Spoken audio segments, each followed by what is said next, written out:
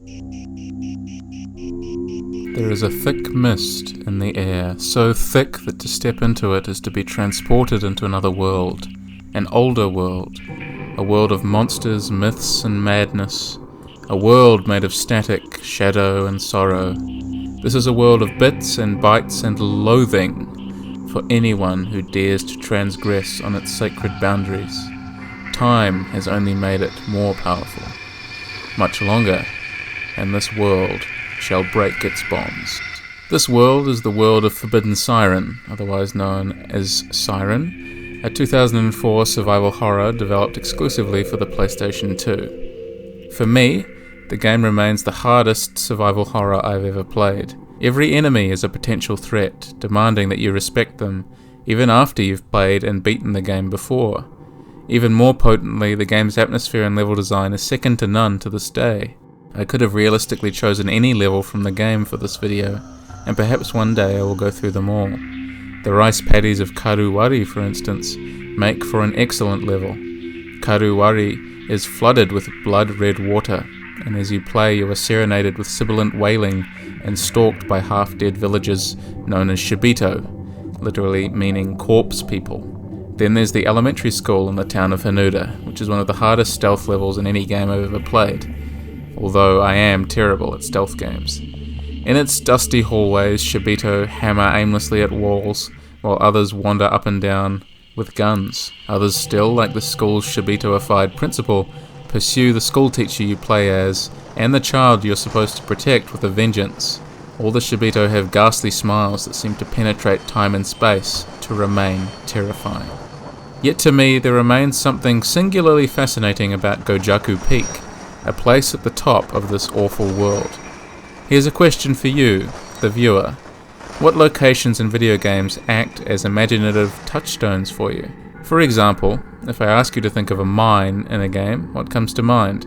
Perhaps Elden Ring, perhaps Skyrim, or perhaps any number of games that have made much smaller impacts overall, but a huge impact on you as an individual. For me, Forbidden Siren's Gojaku Peak is that level that comes to mind. We are first introduced to the mountain in a brutally hard sequence that involves the game's oldest playable character, the hunter Akira Shimura. This is one of the game's earliest missions and gives you one of the most powerful weapons, a hunting rifle that can down enemies with one hit, yet gives you the oldest, frailest character to use it with. Aiming with the gun abruptly switches to a first-person view with an extremely twitchy reticle. Game designer John Sharp writes about the first-person perspective in relation to our perception of the narrative and the game world. He says, "In video games, first-person perspective operates differently. What differs is that the player becomes the lens through which we see the world, rather than through a narrator's recounting. The player is able to control what they see, and, within the limits of the game's mechanics, what they do. This is one of the fundamental unique characteristics of games as a cultural form. So we as the player are given control over the character and to an extent the game world. Yet the mountain's initial introduction, a cutscene where Shimura is shrouded in fog, eerily beautiful, belies how it is introduced to us in gameplay. It is a far cry from the beauty of the mist, Shimura staring at his hand and then looking around at the trees. We take control when we are dumped into a dark, empty mineshaft. The thick concrete walls feel inescapable. Attempting to walk back has Shimura say there's no turning back, and indeed an invisible wall is your only companion if you should try to go even further beyond that prompt. We feel out of control, alone, and adrift here. Walking down is quiet and indeed claustrophobic. All the strictly utilitarian industrial equipment, a track for the minecart to travel down, pipes that run along the walls, this is all smeared with the uneasy grime of rust and shadow, times passing making this old place feel sinister and isolated. It makes me reflect on how horror games shape me, shape us, even if you've never played one before, and you've never heard of Forbidden Siren. You might somehow have clicked on this video knowing nothing about the game, and you might wonder what makes it special. It's hard for me to remember when I played or heard of Forbidden Siren for the first time. I don't want to somehow claim it was always there, but I do remember advertisements in gaming magazines when I was very young. I wonder, as I tend to do, what exactly my time spent reflecting on horror games has done to me. I find resonance in horror games, with pain. It is kind of a way in which I can cope, I think, with the struggles of daily life. Maybe an outlet. I'm reminded of the importance of small things, subtle things, when I play horror games. As odd as it may seem, when I play an intelligently crafted horror game, I find myself transported to a new home, a place that I can understand. Personal experience has gifted me with many larger questions about my place in the world, and I think horror is a place to self-reflect. A well-designed horror space, such as the ones I will talk about today, these are the things that make me wonder at the magic of video games. That reminds me of the beauty of it all. Writing about fear and space in video games, Sebastian Moring writes that fear is at play if the harmful object is at an approachable distance from where it can be harmful or not. So if something we're supposed to be afraid of has potential to harm, is important. Gojaku Peak's layout helps reinforce this. We can look down from vantage points and see Shibito patrolling the main yard. We can, maybe if we're lucky, spot the sniper through thick fog just before he shoots us. We can wander into a tunnel, and, thanks to the game's sight-jacking mechanic where you adopt the first-person view of an enemy, fear that enemy before they even know we are there. The anticipation of that bend in a tunnel, beyond which a Shibito turns restlessly, it keeps me honed and focused on the game, nervous and tense. The emerging uncertainty, whether the approaching harmful objects will finally be harmful or not, is fundamental of fear, Moring says. Gojaku Peak keeps us on edge through straight, basic horror design. But, temporarily, there is a subtle disjointedness to Gojaku Peak that reminds me of places I have been, and places that I hold dear to me. It turns out that Gojaku Peak does not exist in the form we see it in-game in 2004. It was wiped out in a landslide back in 1976 in a previous disaster in Hanuda, a failed version of the ritual that hangs over the characters of 2004. So now, all of Hanuda and its surrounding regions are sucked into an alternate dimension where time and space are distorted, akin to Silent Hill's Otherworld. Given the game was directed by the same man who directed the original Silent Hill, Kiichiro Toyama, the similarities make sense. Gojaku Peak's twisting, claustrophobic tunnels open abruptly, and if you are unlucky or did not use the game's unique sight-jacking feature to look through an enemy's eyes, the sniper atop the Siren shack will see you immediately, and probably open fire. Just 2 shots are enough to kill Shimura, and if you die, a return to the beginning of the level is your reward. The tunnel becomes a ritual, wherein you are Shimura's guide and shepherd. You move him through the game world over and over again, resisting death, or the urge to quit, in other words. That's your goal, as a player of horror games, to resist death, to defeat the things that disturb you no matter the odds. Even if, narratively, this is impossible, within the world of Forbidden Siren there is at least a chance, mechanically, to triumph, temporarily, over the Shibito. I spoke about this in my video on Forbidden Siren and Hauntology before, but look at the map. There's not all that much to Gojaku, is there? It doesn't really look like it. Yet I argue that a level this size has much more room to imprint itself on a player. For instance, do you remember every inch of your high school? Maybe you do, but you probably have a closer connection to a single room, a smaller place on which you imprinted memories one way or another. For me, my relationship to video game levels is often the same. The map in Forbidden Siren requires that you navigate by use of landmarks. Note that the player character's location does not appear on this map, and so you begin to appreciate the world around you not as a place merely to be moved through, to bend to your whims, but as a place that exists concretely all around you. You stop thinking of moving through the world, but you think instead of your place within it. A subtle change perhaps, but an important one. Space is precious, and how we relate to it is fascinating. The moment you stop to think about your favourite video game level, maybe the gears will start turning in your head too. What makes that work, you might wonder? I think the more intimate the level, the more personally we begin to relate to it. Thus the magic and staying power of PT, for example, or Anatomy. The submarine in Iron Lung is a good example, actually. How we relate to that game's universe is all done entirely within this tiny, tiny space. In Forbidden Siren, we use the things we see in the world to form a mental picture of it, rather than having that picture be necessarily choppy and obscured, because we can use game-supplied tools to skip memorizing an area such as a compass or a more interactive map, Forbidden Siren demands your attention. Stop being cautious for just 1 second and let your guard down, and a Shibito is almost certain to punish that arrogance. They are just as much a part of this world as you are, and they perhaps have a stronger right to it, both narratively and mechanically, which I'll get into later. You are often without allies in Forbidden Siren, and the position of Gojaku Peak further separates you from reality and humanity. Gojaku Peak is a vertical level. You can see the little stairs that lead from tier to tier. We can walk up the stairs that lead to the Dosujin statue, or we can start the level there later as a different character. We can wander down into the flat area in the middle where all the paths join up and we can be shot. And we can head down to the Custodian's Shack, a cramped area that nonetheless has a real identity to it, even if it didn't really need to have one. A little photograph on the desk, a drawer you can open, these kinds of things. The game's crustiness then works in its favour, doesn't it? You look up at the mountains around you from the top of the area, and you can see the sparse silhouettes of a few trees, sharp black against a confounding fog and an empty sky. Even at the time the game was haunting, but now I feel it takes on a truly paranormal quality. It is from a very different era of game design, where larger developers were able to take bigger risks with their horror. Rather than being a fixed camera survival horror in the vein of Resident Evil, the game is a third person, over the shoulder, with a first person camera in the form of sightjacking, and a few odd fixed camera angles here and there. Your empathy then is hijacked. Do we not feel bad for the monsters we see all around us? When we see through another's eyes, we are at least made to think about our own perspective, and whether that perspective ends up being right or wrong. In the book From Ants to Zombies, 6 Decades of Video Game Horror, Kiichiro Toyama writes about Forbidden Siren. He says that the idea for sightjacking came from watching other people play first-person shooters over their shoulder.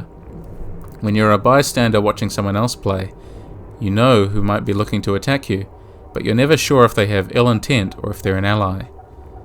Thus, exploring a space in Forbidden Siren is achieved with this preliminary scouting through the enemy's eyes. We begin to perceive a space for the first time, likely from a Shibito's point of view, a rare thing to see in any video game, not just a horror game.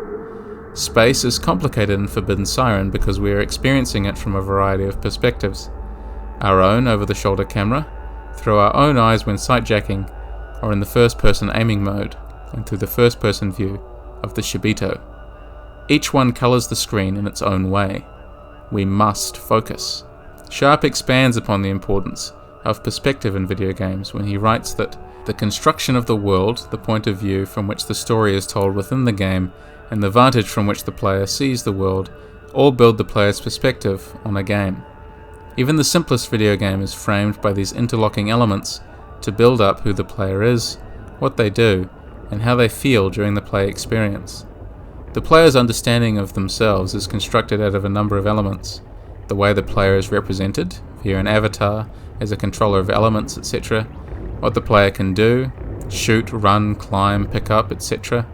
The micro and macro goals assigned to the player, climb the wall, eliminate enemies, save the princess, among other criteria. I am thus reminded of the time I've spent performing a kind of pseudo-meditation to horror game ambience, and horror games more generally. Gojaku Peak has accompanied me on that journey for a long time. What is it about horror that stabs so softly from the dark? Where do we find such exuberant joy in the slathered fog and crackling darkness? I think we find it in that aforementioned capacity for self-reflection, which is buoyed by the player's perspective on the game, as Sharp illuminates. Procedural rhetoric, an idea put forward by game studies scholar Ian Bogost, tells us that every video game, through its mechanical elements, can posit an argument. This argument can be anything really, and in Forbidden Siren, the game argues that caution and time rule the world.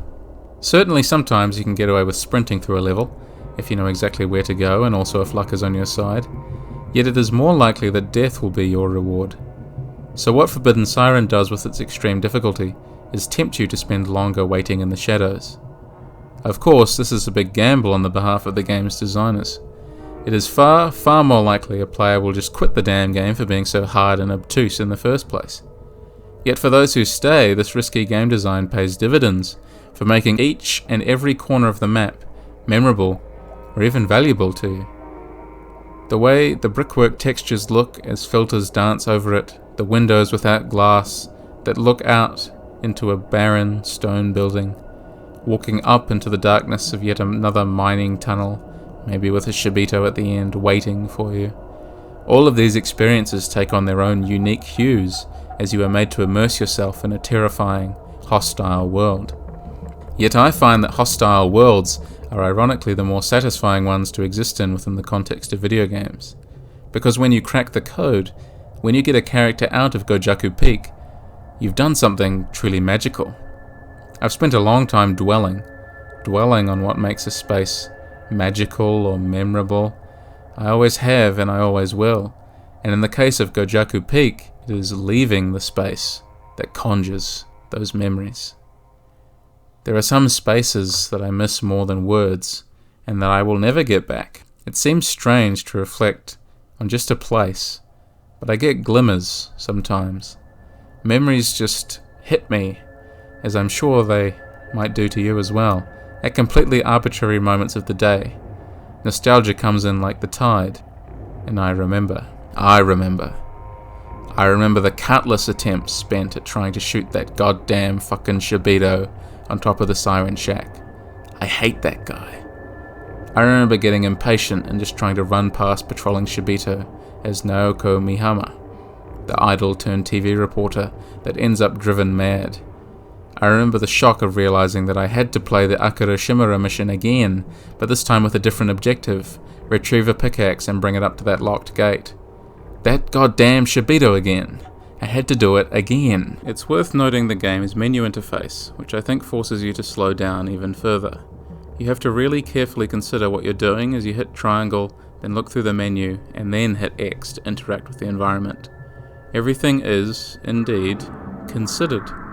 We can consider this an offshoot of slow gaming, which is a way of playing video games that rejects traditional temporal values. Scholars Vanderhoff and Payne write of slow gaming's opposite, hegemonic game time. They say that hegemonic game time insists on the immediacy of the game world and the player's supreme role in mastering the computational system to determine one's own fate. It is a digital fantasy largely predicated on speed and meritocracy, of masculinist dominance and mastery over technology, and of besting one's competitors, be they human or powered by artificial intelligence. There is certainly that element baked into beating Gojaku Peak. We have to master the system to some extent to beat the level. Yet there are so many elements in Forbidden Siren that make us wait. Our own frailty, the menu system, the danger inherent to the enemies, the darkness, the fog, the general uncertainty. This all has the effect of undermining hegemonic game time. As Vanderhoff and Payne say, player aversion to slowness in games is not simply about waiting or about deliberative, circumspect mechanics. When games introduce guardrails that place hard limits on game mastery, be it through space, animation, mechanics, or sprawling narratives, it often forecloses demonstrations of hegemonic gaming performance. Forbidden Siren does all of these, and in so doing creates a game world and a story world that you must focus on in order to succeed. It demands your attention by being slow, but it's a different kind of attention than most players are used to. They write that players submitting themselves to a game's rules and play mechanics are rewarded with higher scores, extra lives, narrative resolutions, and faster self-directed completion times. The inclusion of slow game time in major video game titles is a curious one, because it potentially contributes to player frustration and to alienation, affective states that can harm sales. Forbidden Siren's difficulty does indeed induce fear and frustration. Yet I find that if you can push through those initial bouts of pain, what moments you find yourself focusing on are indeed fascinating. These moments are all reflected off of 4 or 5 different televisions in my mind, and each television looked different, was in a different space, enhancing or diffusing the space, depending on where it was in the room, what time it was, and who I was with. John Sharp writes in their conclusion to a chapter on dimensionality in video games that in all its forms, dimensionality is not only a consideration of both the design and development of video games, but also of the qualities and depth of players' experiences. The aspect ratio of a game dictates the game's shape, and therefore how the game should be composed on the screen. The method for simulating depth in two-dimensional imagery impacts how a player interprets the game space, and establishes how a player will move and act within a game. The simplicity or complexity of a game's story world impacts the degree to which a player engages narratively with a game. The depth of a game's decision space factors into the richness of a player's experience. How we interact with space is also aligned with the technology that we experience it on. Given that Forbidden Siren is now officially playable on the PlayStation 2, the PlayStation 4 and the PlayStation 5, with the newest PS5 version allowing you to rewind your gameplay if you die thanks to the emulator software, our own interpretation of the game can change. Forbidden Siren is, in many ways, officially more accessible, more playable than ever. And the magic of time passing, I think, is that every game can become new again. I see people lamenting that they can't play a game for the first time, and I know how they feel. I think the same sometimes. But consider it this way. As you grow as a person, the spaces you exist in feel different. Note how your favourite things change. Every reading of a text is a rereading. The creator wrote it, but then the creator reads it back. And then you read it. Then maybe you read it again, and again. And as you do so, you do it with fresh eyes, because hopefully, you're growing as a person. With new understanding, not just of the text, but yourself. And the importance of Gojaku Peak grabbing your attention and its difficulty, if I may remind you, is to help you self-reflect. Why am I playing such a difficult, frustrating game? What does that say about me? And how am I learning about myself in a survival horror game? Gojaku Peak as a place is one that is cut off from any and all support. Only 3 characters ever visit Gojaku Peak as a location: Akira Shimura, Naoko Mihama, and Kei Makino. All 3 of these characters are possibly among the weakest the game has to offer. Shimura is slow and vulnerable, a glass cannon character with his rifle. There's only been one other gun in the game when you reach that point. The Professor Tamon Takeuchi has a handgun that is extremely powerful, quick to aim, and very reliable, so we expect the rifle to be just as powerful. And it is. If you land a shot, the Shibito goes down. Yet we're so vulnerable while aiming that we have to think about strategic placement of our character, similar to the masterful design present in Resident Evil 4, which I'm going to make a video about this year because I just can't help myself. Shimura is such a vulnerable character, but it is in that vulnerability that playing him becomes much more interesting. Instead of a character with a big gun giving the player an easy level, that comfort is deconstructed by Gojaku Peak's awkward layout, the fog, and the places Shibito are placed by the game's designers to counter having such a powerful weapon. There's another bit of procedural rhetoric baked into Forbidden Siren, which comes in its presentation of female characters. Every female character has less stamina, a slower turn speed, does lower damage, and often has no access to weapons in their levels in the first place. In their chapter on Forbidden Siren in their book Immersion, Narrative and Gender Crisis in Survival Horror Video Games, Andre Ney writes that the gameplay provided by Forbidden Siren puts its playable characters in a position of vulnerability that surpasses previous survival horror games. Yet, despite this extreme vulnerability, the story world nonetheless asserts male supremacy by representing and simulating 2 damsel in distress plots. The storylines and escort missions involving Hyoya/Miyako and Tamon/Yoriko.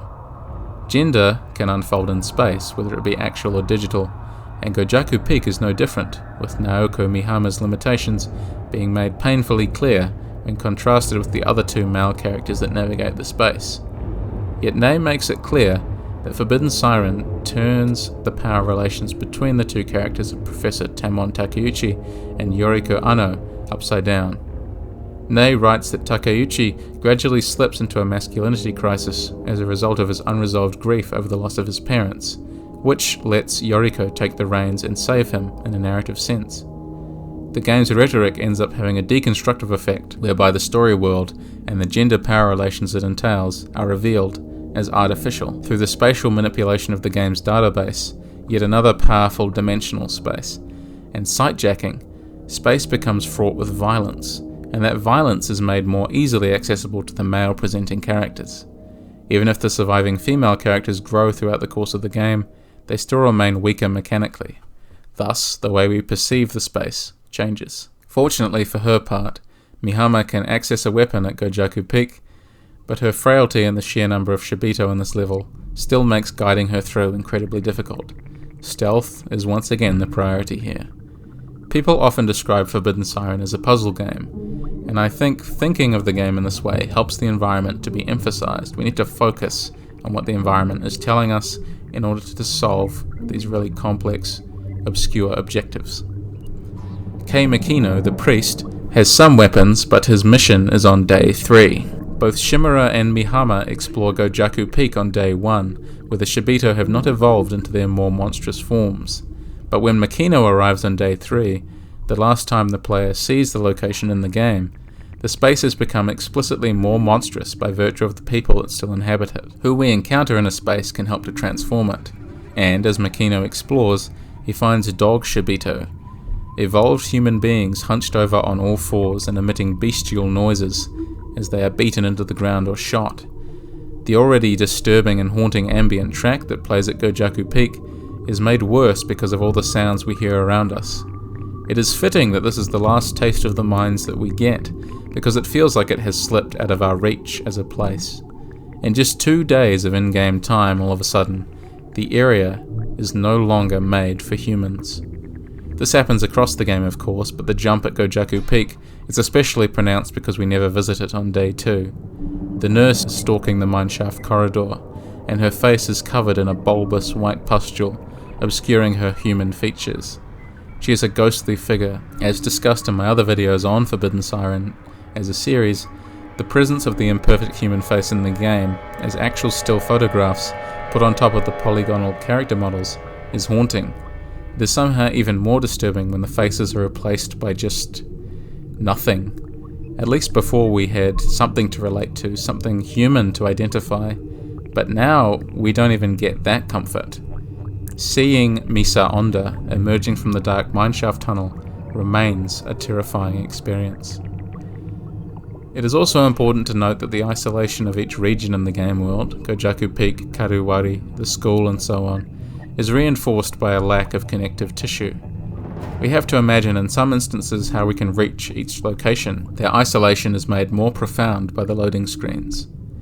I can imagine if the game was remade from the ground up today that the map would be much larger, that designers would have the temptation to make everything sprawl into each other, and maybe the ultimate goal would be to have an open world Hanuda. And as much as I think that would be really fun, I kind of would want to see a totally hostile Hanuda with a fully explorable town that actually connects. It would also remove a core component of this game's lonely feeling, that even each individual space is adrift, uncertain, slipping from our grasp and our ability to comprehend it, just as the Shibito failed to comprehend how much of their humanity that they are losing.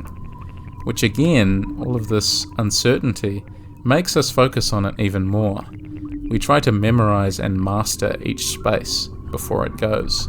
As game studies academic Martin Picard writes, since level design depends strongly on a game's genre, and thus has a different role to play in each of them, we can infer that level design has 3 main functions: a structural or architectural purpose tied to spatial design, a ludic role defined by gameplay efficiency and segmentation, and a narrative function.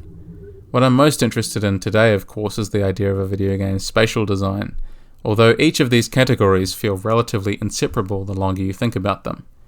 We have to focus on each element of the layout of Gojaku Peak, and it becomes greater than just an architectural space, or merely a place where gameplay unfolds, or only a location where narrative takes place. All 3 are possible, just as they are in the actual world.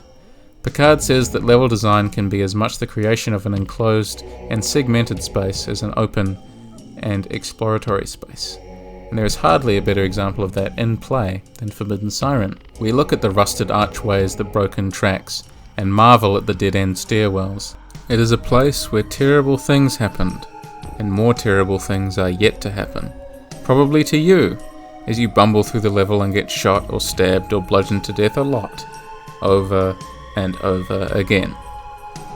Gojaku Peak has its own tiny stories to tell. It was buried in a landslide in the disaster of 1976, but it's also home to a missing 11-year-old girl who fell into a mine shaft and became a half Shibito. This is all expanded upon in a manga spin-off known as Siren Rebirth, but all we know in the game is that a girl went missing, having fallen into the mine shaft after being frightened by a dog. At the bottom, she drank red water while still alive, transforming her into a half Shibito, and then slowly becoming a dog Shibito. She then becomes the dog that frightens her into the hole in the first place, and yet one of the many examples of temporal shenanigans that Forbidden Siren pulls off. I talked about that kind of thing a lot in my Forbidden Siren 2 video, but in relation to Gojaku Peak, we once again have the passing of time taking away what we previously understood to be, at the very least, man-made. As I've written about and discussed before, ecological concerns are rising. Forbidden Siren is positioned as perhaps a part of the oeuvre or genre known as the New Weird, where humans and human experiences are sidelined or made less important due to new developments, often ecological. There's much more to say on this topic, as with everything I'm discussing today, so stay tuned if you're interested in this kind of discussion. For now though, consider how we relate to space. In his book on post-dramatic theatre, Lehrman writes that performances work on the physical, affective and spatial relationship between actors and spectators and explore possibilities of participation and interaction. Both highlight presence, the doing in the real, as opposed to representation, the mimesis of the fictive, the act, as opposed to the outcome.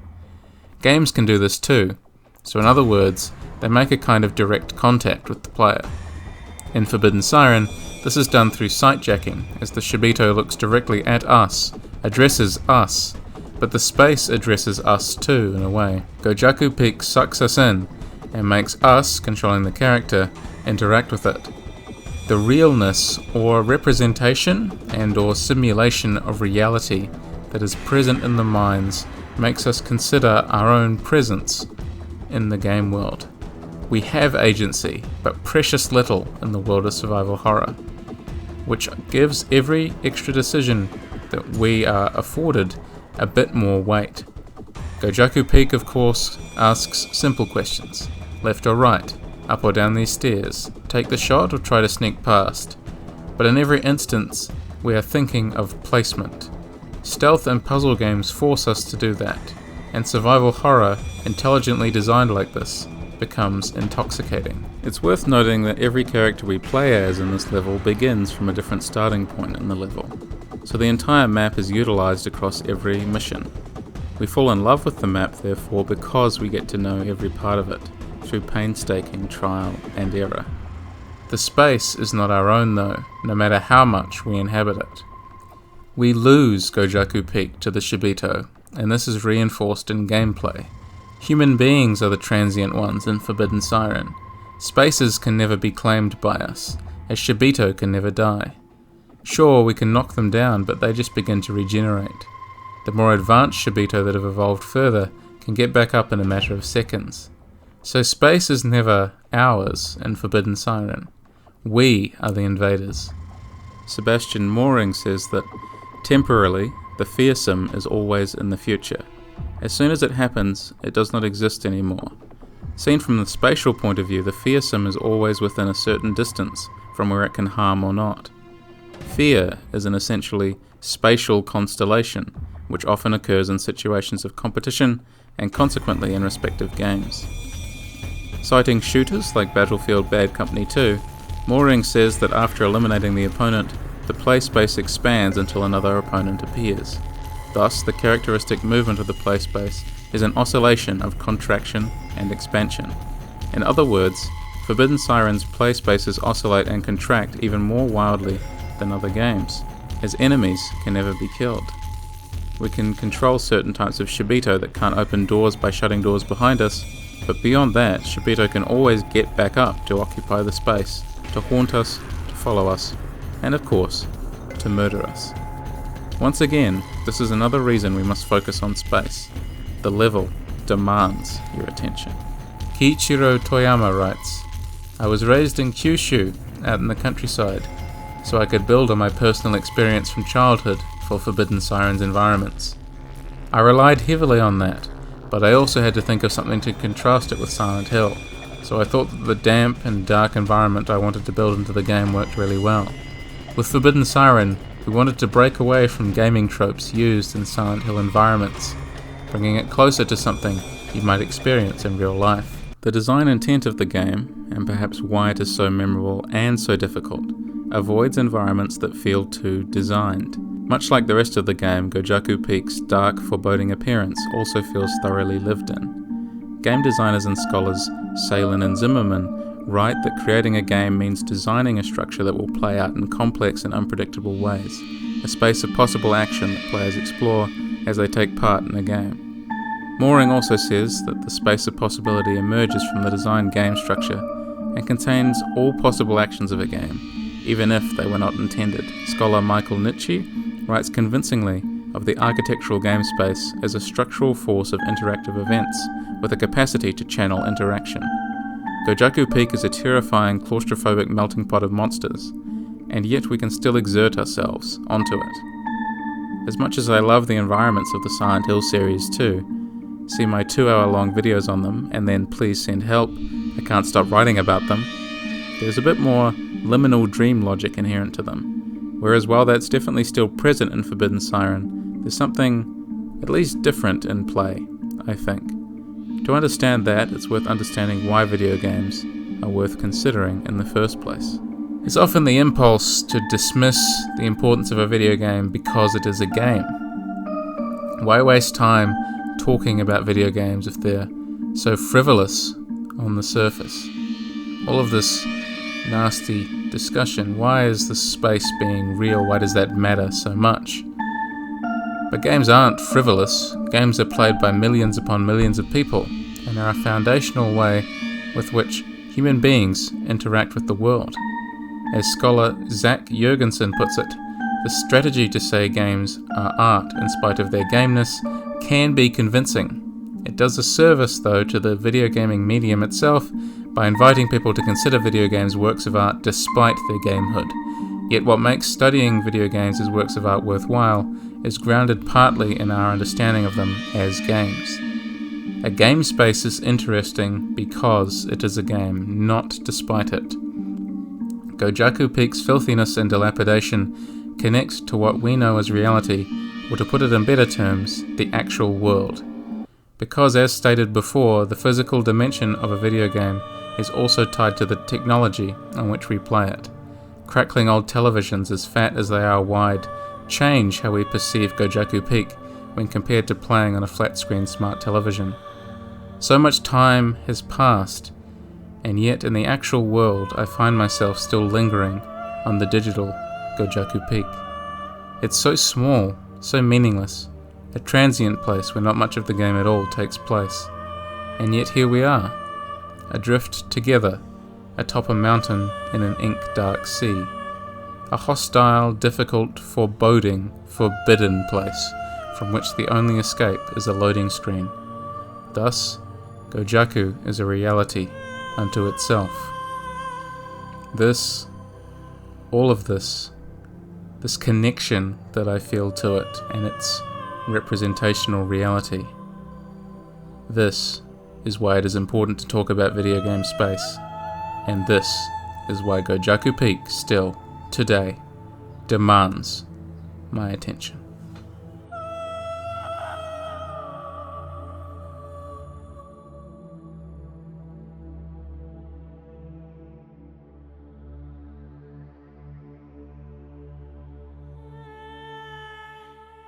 I've spent a long time thinking about this game.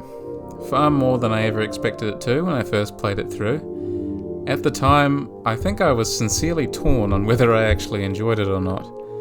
But now, if you want more regarding this series from me, you can check out my 2 videos on the hauntology of Forbidden Siren 1 and Forbidden Siren 2, which I think shows that yes, I actually do really enjoy this game and this series. I've also got a number of other video essays on various Silent Hill games, from Silent Hill 2 to PT, with more to come, and a large array of videos on the Russian horror game Pathologic, not to mention a fun little video on Clockwork from Sly Cooper, and I've just started a new series on monsters in video games. So if you can, please take a minute to subscribe, I'd really appreciate it. I work really hard on these videos. I put a lot of effort and research into them. This video was also totally a spontaneous enterprise. It actually jumped ahead in the schedule, but I've got another pathologic character analysis almost done as well, so you can expect that soon too. I did end up finding myself thinking of this video as a spiritual continuation of one of my very first video essays, my video on the Lakeview Hotel Restaurant in Silent Hill 2, where I consider one specific video game space and try to think through how its presentation is actually affecting me as a player.